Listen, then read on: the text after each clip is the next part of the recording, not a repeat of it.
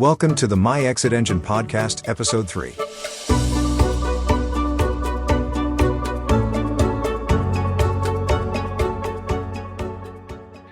So, John, I think the thing is that I think we are not dreaming big enough, and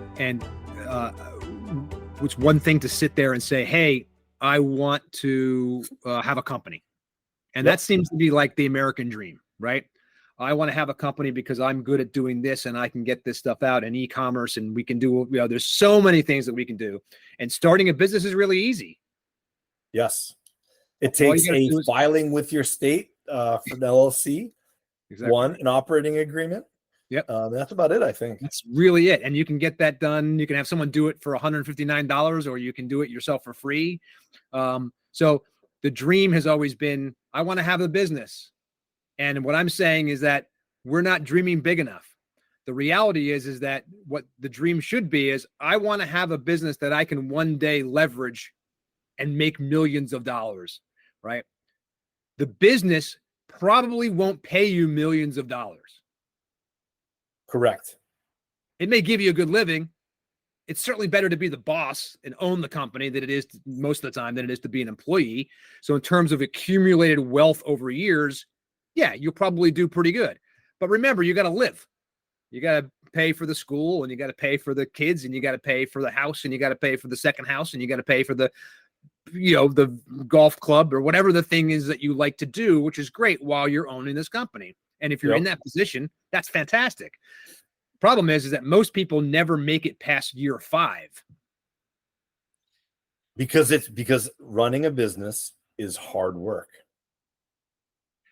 And people are potentially even too myopic about it. What do you mean? When you say myopic, what do you mean by that? If I don't have a beacon that I'm managing towards at the end, what the end is, then all I'm doing is basically I'm looking and I'm firefighting, and I'm looking at the thing, and I'm making decisions in the moment that may not be the best decisions ultimately for me at the end. Fair enough. Yeah. Also, at any given moment, we're talking about life events. We're talking about competition suddenly changes in your market. Your regulatory issues that will pop up, things that the economy, all these things are factors, right, that will affect your business. And if you're not in a place where at any given time you can say, if I had to exit today, could I exit on the best terms that I could manage? That's, I think, ultimately kind of what we're all about and what we're trying to get across to people. And we're trying, right. And one other thing, the way that I think about it, and the way that I thought about it in a prior career is, how much are you working in the business versus on the business? And what we're trying to do is we acknowledge that some of you out there need to work in your business. That's fine, and that is fine. You can sell real estate. You can be one of the salespeople. You can maybe even do some production stuff.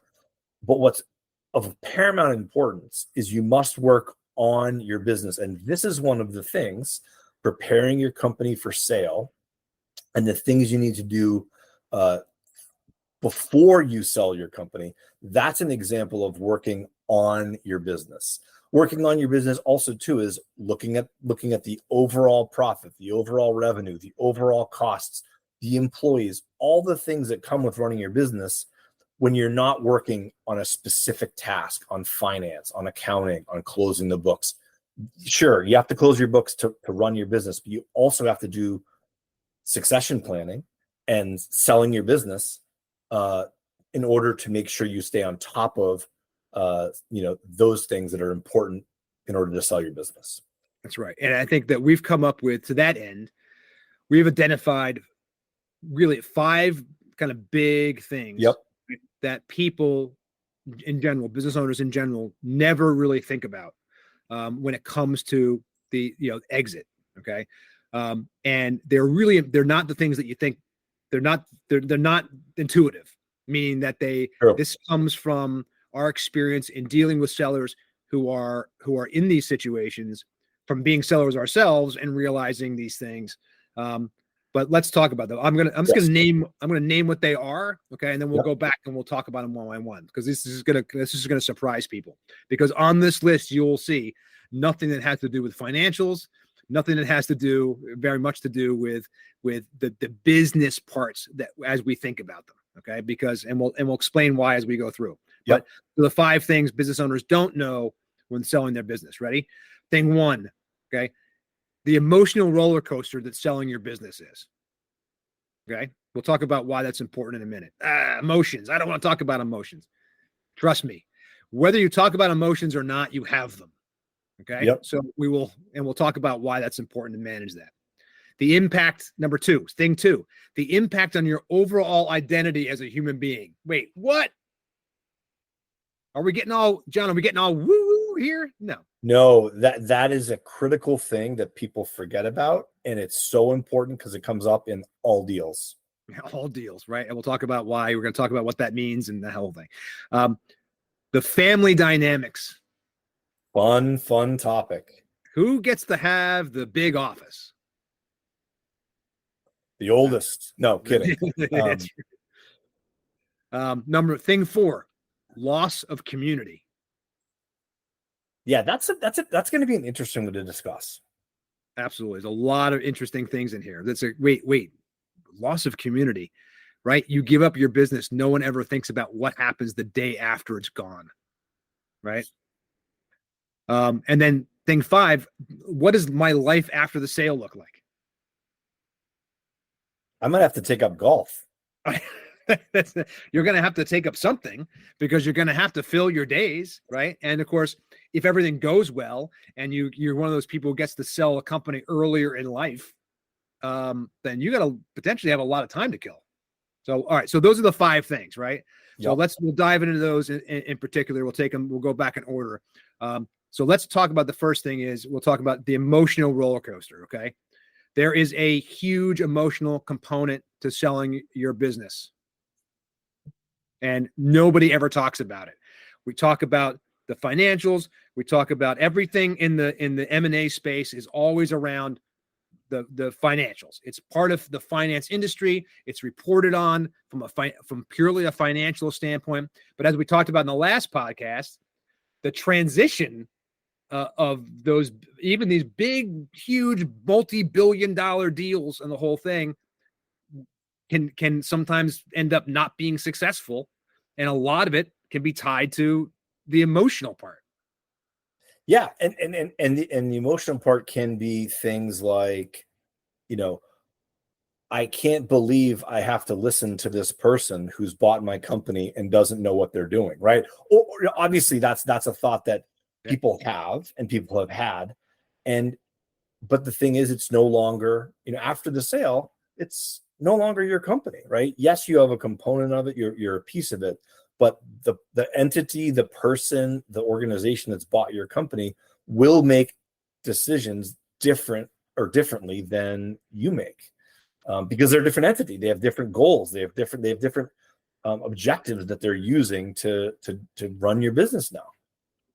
Specifically in that point too, the reason that things are different. So let's imagine a situation where a IT company, okay, it's doing $20 million a year or so. Let's say they've got $3 or $4 million in EBITDA, which is pretty good.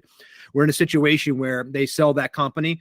The single owner of that company takes has an equity, what we call an equity rollover, or potentially just retains an equity position, if not the majority. Okay. Yep. Still is there. Let's call it 30% or whatever. The numbers don't matter. 30%. Let's say they've got a 3-year earnout, which is typical. Okay. So in other words, what they're saying is that you're going to stay, we're going to keep you on. The buyers say, we're going to keep you, the owner, on to help us in this transition. Okay. And essentially what you're going to do is, because you've got client relationships and things like that, hopefully you don't have, you're not the day-to-day person on that stuff. But the reality is that let's say you're in the position where you're trying to, you have to stay on to help manage the transition. All right. And then maybe part of your deal is that you get to retain that equity even after that transition is over, which would be a perfect situation, right? So you're going to get a big lump sum of cash, okay, right, from the buyer. You're gonna have to stay on for 3 years and hit certain targets that you're agreed on contractually. Maintaining a certain EBITDA would probably be a primary one, right? Yeah, I mean, right. One of those retention of clients, in order, if you retain over 90%, you get 90% of the earnout. If you retain 85, you get 80% of the potential earnout payment, whatever that happens to be. Yeah. So the idea is that you're split two ways. You're going to make some money over time. You're going to get a big lump sum or a couple of different lump sums over that time. And then at some point, you're going to maybe retain whatever 30% of the company, and you're going to get that, and you're going to have that until the company is resold again one day. Right. Okay. Yeah. And that can be part of the private equity firm or the entity that owns you describes this often as, oh, you'll get 2 bites at the apple, right? You'll get a bite when we pay you for the 70% of the company that we're buying. And then the second bite of the apple will be the 30% when we sell it in 5 years after we've scaled it, brought in business partners, done the things that the private equity firm promised that they do. And you get a second bite of the apple, more money for you when they sell it a second time. Exactly right. So it sounds like a pretty great place to be from a financial standpoint if you can arrange that kind of deal, right? Correct. However, what is not talked about, again, as we said, is the emotional roller coaster that we're on. Okay. The idea of, as John brought up, a great example, which is that, I'm in this earnout situation, but I'm not the boss anymore. Right. I'm a strategic, I'm an advisor of sorts. I have a seat at the table. I am helping the new owners get accustomed. I'm helping the transition and softening whatever issues that clients might have with new ownership or whatever. We're making those things, and I'm managing that. But through this entire process, and we're talking about from the time you say I want to sell to the time you completely earn out, we're talking about one of the potentially the biggest emotional roller coasters that you'll ever be on. Right, because the first time that the person who's not you is making a decision that you disagree with, what are the emotions that you're feeling? I mean, in that position, Joe, what are the emotions you'd feel if I was making decisions based on your company or for your company, and you weren't involved in the decision, or you gave advice and I went the opposite direction. Right. And if I'm in the sole one making the decisions for the last 30 years, right, it's going to be really hard for me to take. So preparing and to answer your question, which was how would I feel? What are the emotions I would feel? And the whole thing. The first one I would feel was A, these people don't know what they're doing. B, I've made a horrible mistake. C, what have I done? Everybody, all the staff's going to hate me or whatever, or this is not going well, or any of those things. Right. And all those things I can tell you from experience are very real. Right. Yep. When the one that I remember very distinctly is when people would come to me and seeking an answer, and I'd have to say, let me get back to you, as opposed to let me think about it and get back to you, because I can think about it all I want when I'm running the company and get back to them in a day, an hour, 15 minutes, or right on the spot. But when you're not making the decision and you have to convince somebody, or you're asking somebody else's opinion about what they're going to do, that can take longer, and you're not the ultimate decision maker. You're not the one making the decision. So people will start, after you first sell the company, they'll come to you, but then immediately sort of after that, they start going to somebody else. And people learn very quickly who the boss is, right? You're right. Thank you for being succinct. Yeah. Exactly correct. Yeah. And I think that's the and so that can be a real trial for somebody who's been the boss for 30 years, because you're talking about, it's not like you're just changing and going to a new place. The environment is probably exactly the same. You're still going into work every day and still doing all that stuff. But at the end of the day, you're not actually the one in charge anymore. And so Correct. That can be a real trial. What are some of the other emotional, situations that you've experienced? Well, anger, right? When you're 30 years of experience, 25, 10, 5, whatever it happens to be, years of experience, when you feel that they're not, it's not being taken seriously or not being considered in a big decision, firing a client, or when a client fires you, when you give your advice, and it's not taken, you can feel anger. No question about it. Yeah. I think some of the other things that there's a sense of loss, right?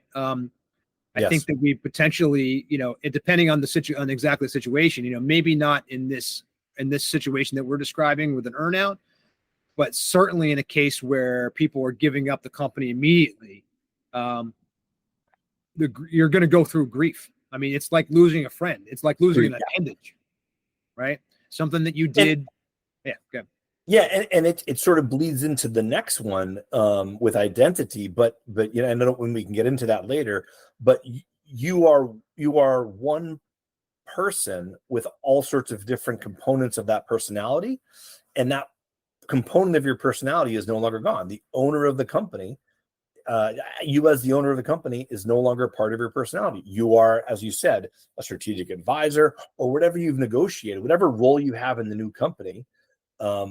Is by definition not the same role that you had before you sold the company. Yeah, and taking on maybe in one of the best cases, the new role you're taking on is that of a retiree, which again is something that talking to most retirees is something that you kind of have to prepare for, because that there is a grieving of what once was and what used to be, even if you're celebrating because you've exited on your own terms. The reality is that wait 3 days and see how it feels when you're not getting up and that routine's changed. And so I think one of the lessons to learn from in this situation and how to deal with them is realize that things have changed. Right? You have to come to the conclusion that once you got that check, or once you got that closing document, that things have changed and things will continue to change over time. And to adjust to those changes is probably the most important part of how you're going to be happy, be successful in the new situation. And keeping yourself centered through the process, right? And so we talk about what's my North Star? And I think that in this case, if your eyes have been on the prize, which is your exit, okay, and you are part of what we teach, and we can give you an individual class on this, is this mindfulness thing, which sounds crazy, but the reality is that it's your ability to say, here's no matter what happens, here's where I want to be.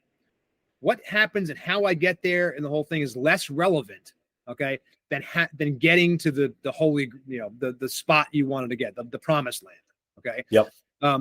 But you got to know what the promised land is in order to identify it and to get there, and to not let the other stuff bother you. If you are already at as my English mother would say, sixes and sevens, which is like I'm stuck between two worlds, right? Like I don't know. I want to be done with this, but I don't know what is next, and I don't know how I'm going to deal with the loss of it, even if it's overall positive thing. Yep. So being able to actually teach yourself as this part of what we'll teach as you go through this process of the transition of the sale is to keep yourself mentally centered and focused on the big prize, because there will be a lot of BS. There will be a lot of things that happen that make you feel bad or make you feel different than you did or whatever. But at the end of the day, all that really matters, okay, is that you're getting what it is that you wanted to get at the end. The means by which that happens turns out to be far less important than feeling good about the decision you're making. Exactly. And I think we should move along to the second one, because we're touching on that one. Yeah. And the second one, just to remind people, is impact on identity. And we talked about this a little bit. I mentioned this a little bit about how much of your identity is wrapped up in the company is a critical thing, because if it's too much, if you are the CEO and the owner first in your life, that can be a challenge when that changes. So making sure that you understand that your identity, yes, you are a CEO, but you're also whatever you happen to be, a partner, a father, a wife, a husband. There's so many other components of your personality that the owner of your company is just one part of that identity. That's it. And of course, especially I think this is very true for the male population, because I think this is, again, is part and parcel of the way that, at least in America, the way that the way that men are kind of socialized, Mhm. is that the only thing that we're about is the business. And we leave the child rearing to other people, and we leave, a lot of that stuff. Now there's more probably, this is not 1960s. Obviously things have changed a great deal. I think that in general, people are more involved in their home life. I think one of the things that people have desired, in the dream of business ownership is to have what they're supposed to give you is some freedom, right? To be able to do the rest of my life and to do the rest of my life well, right? And to not be the one trick pony that is, I run a good business, but I'm a terrible parent. I'm never around. Whatever. And I put all the onus, and I've grown up under the big myth that if I provide from a financial standpoint, everything else will fall into place, which is obviously just not true at all. Right? It's and a funny story about like identity, and it's not directly related to an entrepreneur, but it's a family member retired, and they actually had to continue traveling because that was so ingrained in their brain and in the way that they interacted with the outside world, that they weren't going to their job and traveling around the world for their job anymore because they had retired, but they traveled for pleasure. And it was it was like a routine that they kept up post retirement, which is similar to what entrepreneurs have to do. Is you're all of a sudden one day not going to turn off that you're an entrepreneur or turn off that you're an owner, but like the transition period of being an owner to being whatever you happen to be is a tumultuous time. And you can lean on certain people, you can lean on certain things. You don't have to necessarily stop all the things that you were doing when you're an owner. You have to realize that those things change. And picking and the process is understanding and identifying those things that turn me on, and I can keep, like the traveling, like the being in front of crowds. I can go out and be a consultant and just talk and do what we're doing in the ExitEngine. You can go off and just start your own YouTube channel and be an expert that way, if that's what you're into. The point is, part of the process is identifying who you are, what gets you going, and what you're going to be drawn to, or what you can create out of the next step in your life. What we're advocating here too overall is that, we hope that you're not 75 years old when this happens to you for the first time, right? We want you to be 35 years old or 40 years old when you sell your first company. That would be the ideal situation, right? Because now you can do it. Now you get room to do it again, right? You can keep that identity that way by going on and turning it on to the next endeavor. There's lots of ways to do it, but don't expect it to come naturally, because it just doesn't for most people. Or instantly, right? Naturally or instantly. It's this is a process that you have to work on, that we've helped people work on in the past, and it's one of those things that it comes with, just like everything else in life, practice, and more practice. And the earlier you start in the process by identifying those things and understanding that stuff about yourself, not only is that going to help you in your long-term, goal of selling the company and what you do next, it's going to help you every day be a better human being and a better business owner. And by the way, all of these things are. So the irony about what we're discussing today is that every single one of these 5 points is something that you can be practicing now. That's not only going to help you have a better exit one day and feel better about that whole thing, but it's actually going to make you better at practicing what you're doing, a practice that will make you better at what you're doing today. Agreed. So embracing the opportunity for personal growth and reinvention, is something that business owners should be. A lot of business owners are naturally good at that. You and I are serial entrepreneurs. We are people that have started multiple companies.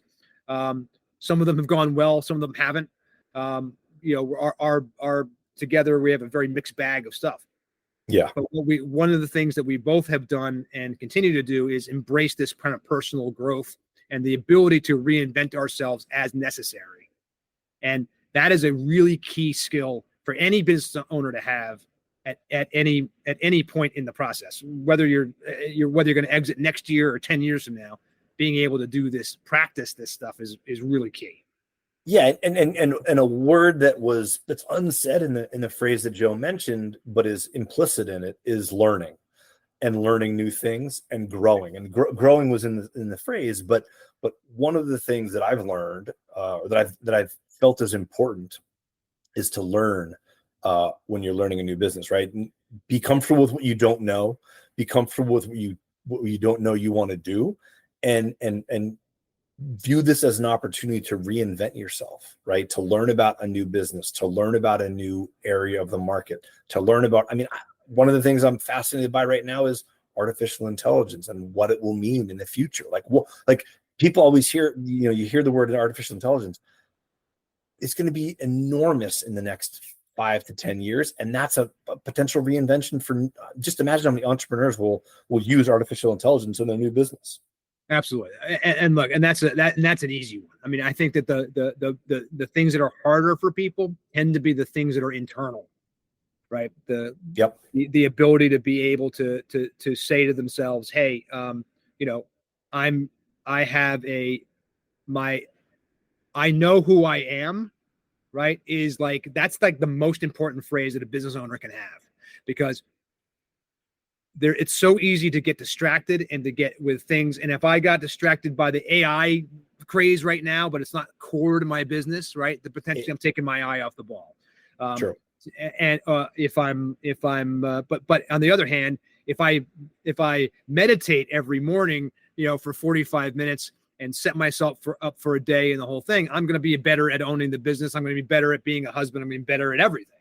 So the reality is that a lot of what we tend to teach, and again, it's not every single class, but we imbue everything with this kind of human element, which has been some of the thing that's kind of been missing from the financial world, obviously, is to say that, look, this is about humans being, right?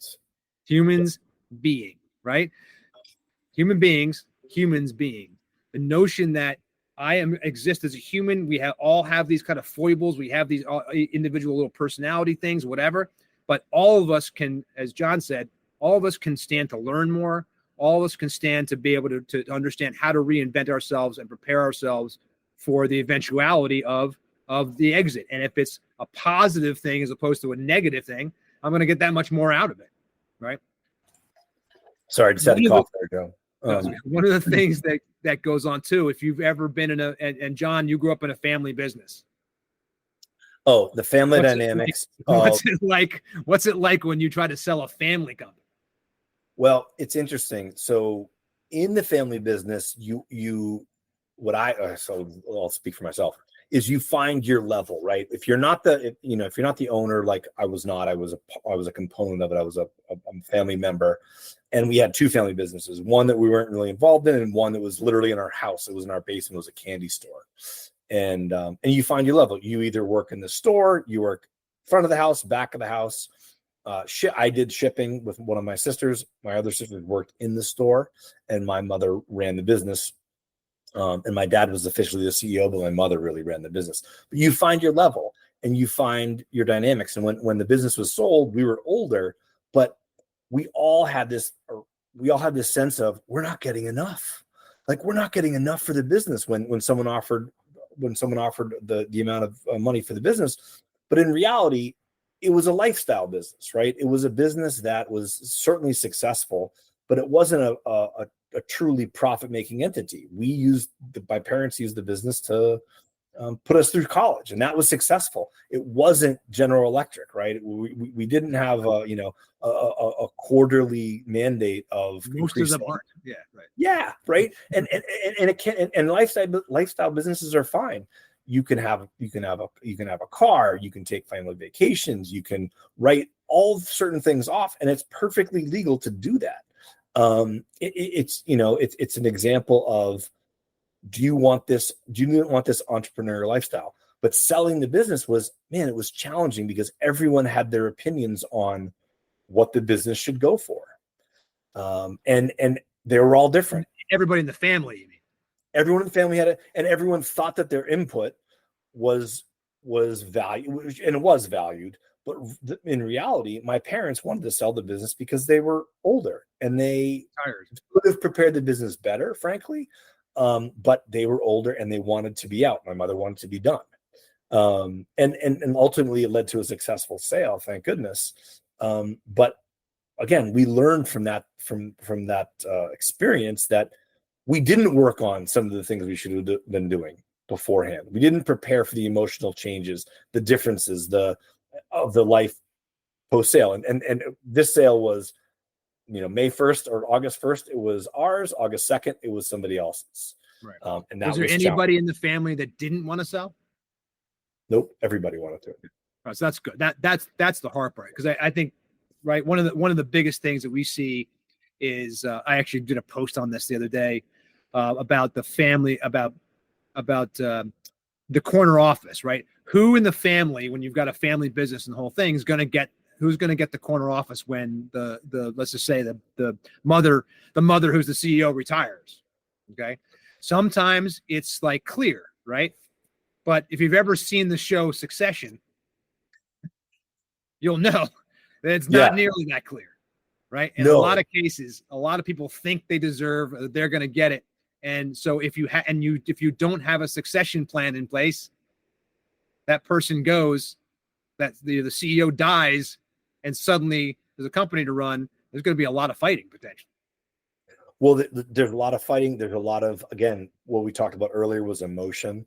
There's a lot of loss of identity. These all things sort of bleed together. But yes, the family dynamics brings in all sorts of grudges, long ago, seemingly settled issues that rise up. Well, you did this when we were younger. You did this, or you got a car, or all these things come up. And fortunately, it didn't come up in mine. But in my other world, I've dealt with two sons, and both run successful divisions of the company. And what happens? It almost sounds like Fox, right? It almost sounds like Fox News. That's I think based on Succession was based on. But they both think that they deserve that the CEO title. And it's not the case. No, not everybody can have it. And of course, if you're not a united front when you come into and meet with the buyers about who's going to take over and how that's going to work, then you're not going to sell the company either, probably, because nobody wants to get in the middle of that. Nobody wants to get in the middle, and nobody, one of the things we were talking about a day or so ago is buyers, right? Is taking a step back from this. But imagine if you're buying a family business, Joe, right? You're buying a family business, and you come in and you have two sisters and a brother, and clearly they're not on the same page when you talk to them for the first time. You're the buyer, you're coming into a family business, and that's the situation. Well, do you really want, as the buyer, if you're the buyer, do you really want to buy that business when those things are unsettled or those things are unclear as to who's going to stay along, who's going to leave? They're arguing. Like, they can't even put up a united front. And that happens all the time when we're counseling people, is get your act together as a seller, right? Yes, you're going through these challenges, but you need to settle those family dynamics. You have to deal with them. You need to settle those things before you get in front of a buyer, because don't air your dirty laundry in front of someone who you're trying to get to give you millions of dollars. And another reason why you should be succession planning, which is only part of your exit strategy, by the way, should be done well in advance. Not at the time. Now, look, things happen. Life events happen. Okay. People die. People are in, have health issues. I mean, it's just, this is just a reality, and we don't want to, we're not wishing this on anybody, but this is what happens. And so if you're not prepared to have mom, leave the planet, then, and you're in, the entire company goes into disarray, even though there's capable people there, that could have been not just, it seems like an emergency. Oh, well, how did I know that mom was going to die? You didn't, and that's okay. But you still could have taken steps beforehand on the off chance that something like that happens, and be prepared for it in the eventuality that it does, right? Yeah. And so the idea of instituting succession planning in your exit planning early on as part of your overall business strategy that you look at on at least an annual basis gives you the chance to be prepared for something like that when it happens, and then be able to make a successful transition with a company, because you've already got that stuff ironed out. Yeah, and if you think about what succession planning really is, some people can get it's sort of a daunting term, right? It can be scary. Succession planning, succession planning. Really, what that is communication, right? It's communication, and it's writing things down and getting people to agree to them, right? And sometimes you need to convince people. Sometimes you can dictate it. If you're the 100% of the company, you can dictate it. But really, succession planning, it's not all that hard.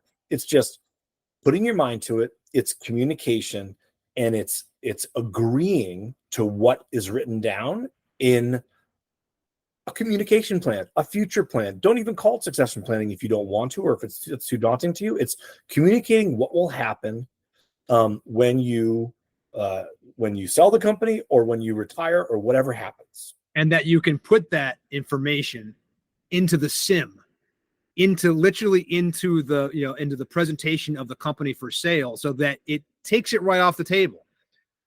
The decision is that when this person exits, the son will become X, Y, and Z. He's already been running the company. I'm saying son, doesn't have to be son. Don't send me letters. Obviously, if it's a woman, whatever, it can be any of that stuff. The sister can take over. This is what's going to happen, and this is the plan that we have in place. And so that takes the question off the table, and no one has to worry about it from a buyer standpoint.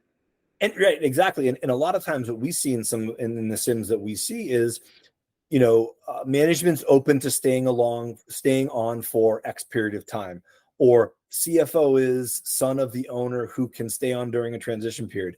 And really what that's presenting to buyers it's giving them options, right? It's saying, you might have to end up replacing the chief operating officer, who is the daughter of the founder, is maybe very capable, may want to stay on. But it's giving the buyer a more full picture that's not in the financials, right? It may not be appropriate for any of the documents or the formal presentation of the SIM, but it's something that the buyer wants to know. And as the seller, you want to tell them, because again, no one really likes surprises in business deals, especially large private equity firms that have to do a ton of due diligence. So the more information you can give them in the SIM about the company and its potential future when you're gone, the better. And we should say SIM is an acronym, CIM, and that stands for Confidential Information Memorandum, which is just simply a document that says this is the company for sale, presents the company as a formal marketing package that says this is the company, this is what they do, this is and attaches their financial information and all this stuff to get interested parties to be aware, essentially, that the company's for sale. Yeah, and to just put a bow on it, is typically created in conjunction with a broker and executive management of the team to accurately and adequately represent what the company is from a financial, operational, and strategic standpoint. Excellent. We'll obviously, there's links to that on our website as well at myexitengine.com. So check that stuff out as well. If you're not a member yet, by the way, subscribe to the community. You're going to get a whole bunch of information like what we're talking about today, and some very specific things, some worksheets, things like that you can actually use, how actually help plan this stuff. Yep. And speaking of community, that's a good transition. Yep. As they say in the business, good. What's the term? Yeah, it's a segue. Segue. Thank you. Transition to segue to loss of community. Yeah. So how do you say goodbye? Like, when I remember this, we sold the digital marketing agency. The next day, we still went to work because we were now employees of the new company. So it only took about 3 months or so, I think, from the time that I got the last check to the time that I left. And the reason is because we were just waiting to what we call to earn out, right? They don't call it earning in, they call it earning out for a reason. That's good. I've never heard that. That's a good one. I like that. Yeah. I mean, if it was earning in, it would be all about getting you to stay. Where they're earning out is they want to use you as far as they can, look, we're making a good salary at that thing, but we were working for somebody else at that point. That wasn't it went the way it was supposed to. But again, for me, it was like, no, we're trying to get onto the next thing. But in any case, the notion that most people, when they sell a company, or it's like selling a house and waking up to the house you no longer own anymore. All your memories and stuff are tied to there. The people that are there, many of whom may have been with you for like a really long period of time. You may have had an admin or someone like that who really is the person, they say running the company, right? Who's actually, anyway, all this stuff kind of disappears. It may not disappear all at once. It might take some time, but ultimately the idea of exiting somewhere is to leave it behind. And that can be a real challenge. And one of the keys that we found is, again, planning ahead of time. What is it? How are you going to replace this community in your life? Yeah. What's going to take the place of the community that you've built at your company over the course of the time you've owned it, right? Maybe you socialize with people that you work with. Maybe you have outings with them. Maybe you live next door to them. Maybe you live in the same community as them. How that's going to be different in the future than it was while you were owning the company. And what do you replace that with? Do you augment it with different things? Are you joining a country club? Are you going to move? What's going to replace the community you've built over time at the company? That's right. And of course, building a sense of community outside of the business before you get to that point is also key, right? So our advice always, and we would advise this to anybody that we were sitting with, is to say, what are you doing outside of work right now, right? You might be 10 years off from selling your business, whatever. What is your life like outside of this? And as you go through the journey, keeping in mind that building a life outside of work is going to be key for your mental health and for your ability to be able to grieve this loss appropriately, so that you can enjoy the rest of your time on the earth doing whatever it is you're doing. And so, one of the key things we found was that if you start to build another community outside of work simultaneously, you'll be able to actually, you won't feel that loss as much.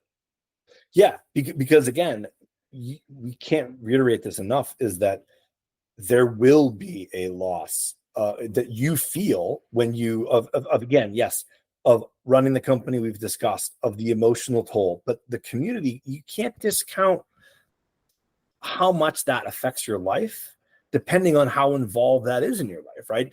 I know people who their entire identity, their entire community was wrapped up in their company, and when that goes away, it can be jarring and it can be alarming. If you don't have, as Joe mentioned, if you don't have a separate community that is in parallel and you're building up, be it again, it could be could be back into the family, it could be traveling, it could be back into your kids, it could be all these different things. You really want to identify what community will you be a part of in the future after the sale of your company is over, and frankly, your standing in that community is different. There is a real thing that happens to people, and it can happen to you whether you are own a business or not. It can happen to you if you own a business that's successful or not, in terms of relative terms.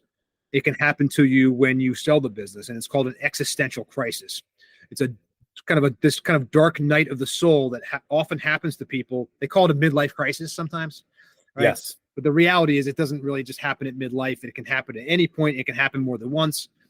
But what it really is kind of like really designed to be like a wake-up call from the universe. All right. And we can talk about this in another subject. Yeah. I can talk about this on my TikTok channel a little bit too, because it's something that happened to me personally, which is that, you kind of you go into you can get yourself into a little bit of a rut and lose the plot of your life. Right. And that can be scary because, especially if you were one of those people like I was, that was like, I always knew what I was doing and I was always kind of on it. And I was, always kind of like looking at the next thing. And the reality was that I learned, after I exited that company, even though I thought I did it on my own terms, and as bad as the transition kind of was and everything else, the reality was I felt a tremendous sense of what am I doing now? thinking that I kind of knew, but then realizing that when I got there that I really didn't. And it really sent me into a tailspin. I mean, I'm just being honest with everybody. It was really hard, dark night of the soul that took a really, really, really long time to get out of. And by the way, it affected all the next things I tried to do. And those next things, because of my mental state, were not as nearly as successful and did not go as well as the one previous. Right, because you didn't, not to be critical, but you didn't adequately prepare for the differences in your life pre-sale versus post-sale. That's it. You just think that it's going to be good, and because you've made this money, because that's all you were focused on. But I had no idea about the other parts. No idea that this stuff never occurred to me that I was going to feel, like I was grieving the loss of a friend, or that loss of the community, or any of those things. And so take it from me, honestly, it took a really long time for me to rebound from that, because I really had to understand what was going on. But this is a real commonplace. You find many, especially, and by the way, it happens to men, again, tends to happen to men in my experience more than women. Not that it can't happen to women. I don't wish it on anyone, but as a male, who was raised in a certain society at a certain time in history, your belief system is tied to your success. Yeah. And if you are unsuccessful, if you can't be successful that way, you feel a loss. Even if you are successful, you can feel like, wait a second, now it's over. What am I going to do now? How do I be successful now? Yeah. Right.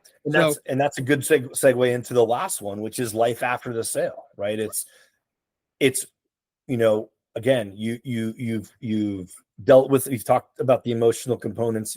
We talked about the community components of it. This is the reality of it, right? The sale has happened. What are you going to do? How are you going to adjust your life? You're probably not going to be working as much, right? Yes, you're going to be dedicated to the company if you're staying there and you own 30% of the company, but you're not going to be getting there at 7 in the morning. You're probably not going to be getting that phone call at 2 o'clock in the morning like I got when our Cisco server went offline, and our clients in Italy were going to be logging in a couple of minutes, and they didn't have access to the site, which is exactly forgot to write a password down on a piece of paper, basically. Yeah, and the quick segue, the funny part about that story is the consultant we called in at 2 o'clock in the morning had come from a club, and I still remember like the slick, tight jersey t-shirt he had on, and it looked like he was part of the Jersey Shore, which again, I'm from New Jersey, so I can say that. But it was just funny, like at 2 in the morning when I met him in the office to come in, you're probably not going to get that phone call, which is A, it's a good thing, but B, it's a difference. You're not the buck doesn't stop with you. And what are you going to do? How are you going to sort of alter your identity to deal with the life after the sale? But again, you can't. And by the way, it's like golf, right? You can't fix your swing on the course. Okay. So you can't be in the middle of a transition of exiting and start to think about this stuff for the first time, right? That's the key. As you can see, all 5 of these things are completely interrelated and interoperable, right? And that's why there are these 5 things, because they are all things that people don't think about, because we're so focused on the numbers, we're so focused on the business part of things or whatever, that we're not, once again, and by the way, this is just an epidemic with human beings anyway, which is that, we are not focused on ourselves and our mental health and all that stuff. We take that for granted. Even though most of us have some pretty significant issues, but when it comes to the business, I sold it, and therefore, look, yay, I did it. But now you got to go through the rest of your life, right? Hopefully you're not 80 years old and selling this business and have, whatever, but even if at 80, you could have another 20 years on the planet. It seems like it's easy, guys. I know it seems like, oh, I would give anything. There's so many of you guys that are out there watching this that are like, you're dying to have a business, and gosh, I wish I could have these problems. And yes, these are great problems to have in one way, but they doesn't make them not problems. Right? Exactly. Right. Dealing with what's going to fill up your time.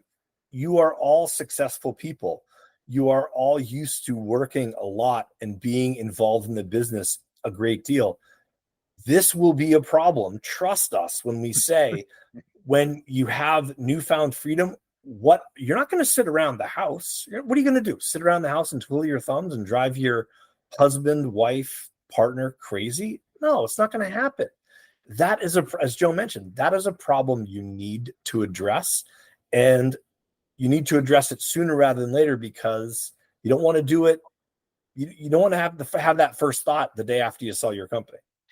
And look, the real reason why it's so important to be able to think about this, not just early, but also often, okay, is that the circumstances change, right? New things happen all the time. New stuff comes in, just like your business is should be kind of a living, breathing kind of organism that's kind of adapting and changing and moving as you go. You need to be that as a human too. And as the leader of that business, to be able to understand that you exiting the business is a key piece of selling the business. If you are on top of and you are managing the business on a daily basis, and you are in there and you are managing every client, and you're the only person that everybody wants to talk to, and all those things that are going on, you're not going to sell the company. You need to already be detached in order for the business to be attractive to begin with, right?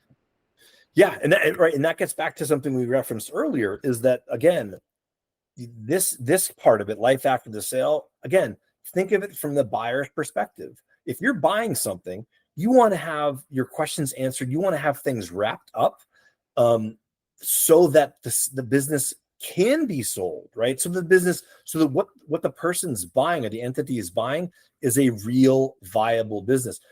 You don't want to have yourself so involved in the business, and it's tough to disentangle yourself from it. Have those or answer those questions for the buyer before they even ask them. That's exactly right. Everything bundled up. So the point is, these 5 things are again things that no one really will ever tell you about. It won't even be considered. These are the kinds of things that we just allow human beings to kind of go through and whatever, but it affects the way you optimize the business. Exactly. So correct. The biggest takeaway from this, guys, if you could take away one piece of this whole thing, is to understand that you are a human being, and that you are a human being, meaning existing, and that part of these things are things that will happen to you. The people who make the most successful transitions are the people that know what they want to do next, are clear, and already have a new kind of bellwether, or have a new beacon on the horizon for them to follow next, and that they have successfully wrapped up, the things that the emotional entanglements that are there as part of the business. And it's not something that happens overnight. It's something that takes effort, just like everything else, to be able to actually plan and to kind of work around. But the people that do the best job selling the companies tend to be the people that have community outside of work. They have a good succession plan, so that they're not going to get caught up in family issues and things like that. They have an idea of who they are and what they want to be next, right? And then number 5 was the life after the sale. They know, yep. Like I said, they know what they're going to be and what they're going to do next. And so getting all these things together and figuring this stuff out is a part and parcel of what ExitEngine can help you do. If it's not from us, please find this. Please get some help with this stuff. I don't care if it's a family member or a friend or or a shrink or whatever. But do this work, because understanding who you are outside of work is going to be key to your success once you sell the business. And I agree with all that Joe just said, and I'll just emphasize something I said earlier is communicate, because all of these things involve other people. They certainly involve yourself. They involve you as the owner, but they also involve other people, employees, future owners, everyone involved in the sale of the company. Communicate, over communicate. Absolutely. Great. Well said. We'll end it on that. Guys, just please, if you have comments about this, you have stories you want to tell or want to share, whatever, you have questions you want to ask, you can drop all that stuff in the comments on that stuff. We can be reached. You can send an email to info@myexitengine.com at any point. And we will try to get your questions answered and that kind of thing. New website is going to be up in the next little bit. It's going to be at myexitengine.com. Most important thing to know right now is on May 22nd. We are holding this is free for anybody who wants to attend. We're calling it Exit 101. This is your basic kind of gist on how I go about selling a company, all the things that are kind of involved, the steps and the procedures along the way. Very kind of basic information, but the kind of thing that's a great starting place. So you can join. Look out for that on May 22nd. We'll be sending a note out. All the stuff will be attached in here. In the comments in the notes section of this podcast, right? John, anything else? Any closing remarks? No, thank you, Joe. This was great discussion. Thanks. Awesome. All right, buddy.